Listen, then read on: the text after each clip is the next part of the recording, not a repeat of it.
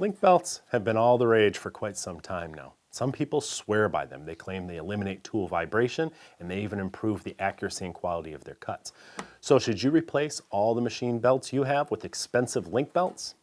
Maybe watch this video first, because I'm not only going to tell you the pros and cons of link belts, but I'm also going to show you things a lot of other videos seem to skip over, such as how to properly fit one to your machine, how there is a wrong way to install them, and why you may want to hold off before you replace every belt in your shop. This video shows how much a link belt reduced vibration on this particular table saw. Others report less dramatic results, but the general consensus, and my personal opinion, is that a link belt can noticeably improve how smooth some woodworking machines run, but it doesn't always have much effect on how they actually cut. You'll see what I mean shortly. But first, you need to understand how a link belt is designed differently from a standard V-belt. A standard V-belt tends to hold its shape as the machine sets idle. So instead of a loop, it becomes an ellipse. That causes vibration as it starts to turn with the pulleys again. A link belt doesn't hold any shape because it's built in segments with a hinge every inch or so. This makes it more flexible and free-forming. All machine belts do stretch a bit over time. A V-belt cannot be made smaller, but a link belt can be shortened by removing one or two links. You can also remove and replace a damaged portion of a link belt, whereas a small nick or separation at the seam of a V-belt can only become worse until the whole thing is destroyed. These are some of the pros of link belts, but what are the cons? Well, they're kind of expensive. They're often between $30 and $40 depending on their width and their length. That's something to keep in mind as you shop for one. Many woodworking machines require 1/2-inch wide belts, but some need 3/8 inch wide or even 5/8 inch wide. And the price can vary significantly between those various widths, so make sure you're buying the right thing. The length is also a factor. Link belts typically come in 3 to 5 foot lengths, although you can buy them in bulk. If you think you're getting a good deal, make sure it's not a shorter piece than you thought it was. I personally think it's best to buy a longer length of link belt and set aside the excess links for repairs or to combine with other pieces to make another belt down the road. That's another one of the benefits of link belts. Nothing goes to waste. Some people, though, report a distinct sound from their link belts, perhaps a bit more high-pitched than they're used to with their old belt. Every machine is different, and that's something to consider if you're really sensitive about that sort of thing. So should you spring for link belts too? This is where it gets sticky. Because despite all the good things I just said about them, I still think it depends on the tool. Since the primary benefit of a link belt is vibration reduction, they obviously have more value on machines that are more affected by vibrations. For example, vibrations can really affect the quality of a cut at the table saw. So I think table saws are excellent candidates for upgrading to link belts, assuming that your saw takes a V-style belt. Some newer saws have flat belts with ribs instead of the V-style, so you can't put link belts on them. Bandsaws, on the other hand, don't usually make glass smooth cuts to begin with, so I think a link belt may be somewhat less of a factor on a bandsaw unless you have super tuned yours for resawing veneers, maybe invested in a nice blade, you've been really careful on how it's set up, you're trying to get as smooth a surface as possible so you have less waste in your veneers. Well, in that case, a link belt may be part of that solution to reduce vibration, and it may be worth it. Drill presses do seem to vibrate less with link belts installed, but I'm not sure small vibrations have much effect on the quality of holes that you bore with the drill press, at least in woodworking. I did upgrade one of my drill presses to link belts, but I waited until the old V-belts were shot. It wasn't a priority for me on that type of machine. It is a priority for me on drum sanders, assuming they can take a link belt, because that produces a finished surface. But a disc sander or a stationary belt sander, they don't produce finished surfaces, so I don't really worry about link belts on them. My point is, I do recommend link belts, but I wouldn't necessarily replace every V-belt in your shop with one all at once. Prioritize your tools. Some you may upgrade right away.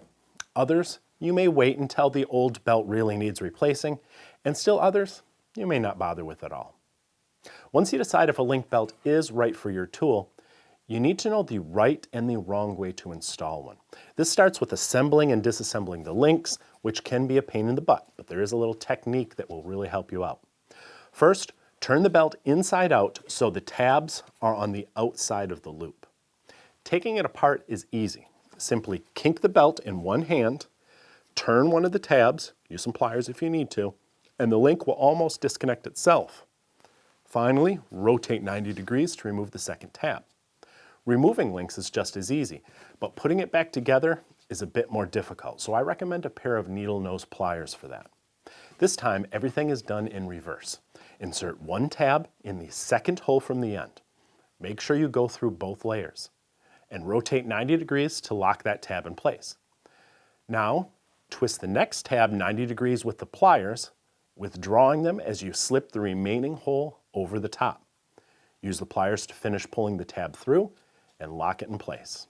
Don't forget to turn the belt back to its proper orientation with the tabs on the inside. This is how it will go on the machine. Fitting a link belt to your machine isn't difficult, but there may be a bit more to it than I see in most online videos. First, physically put the belt on the pulleys and pull it as tight as you can. Note the tabs near the center of the belt and how they align with the first two holes on the end of the belt. Mark those two tabs with a Sharpie and be sure they remain on the belt as you remove the excess links. Now, if your machine has some sort of built-in tensioning mechanism, such as a drill press that allows you to adjust the tension by adjusting the motor, or a contractor-style table saw where the motor hinges and hangs out the back, the weight of that motor will automatically keep the belt tight. These you can install your belt now at the length you just determined by hand stretching. But if your machine has fixed pulleys, or if it's difficult to adjust the tension on the machine itself, you can further ensure the belt will be tight enough by removing some extra links according to a standard formula. That formula, at least for most 1/2 inch and 3/8 inch belts, is to remove 1 out of every 24 remaining links. So count off the links in segments of 24. In this example, here's one segment of 24, here's another segment of 24, and I have 10 remaining. For these, I have to do some rounding. 12 would be halfway to another full 24 segment, but I don't have that many, so I'll round down and disregard the extra 10 links. If I had more than 12 left, that would put me past halfway to another full 24 segment, so I would round up and consider that belt to have 3 full segments instead of 2. Removing 1 link for every segment should give you the right length for a machine that doesn't have movable pulleys. But of course, no matter what machine you put it on, you should double check the tension after 12 to 24 hours of running time just to be sure the belt is tight and then make any adjustments required. How tight should it be?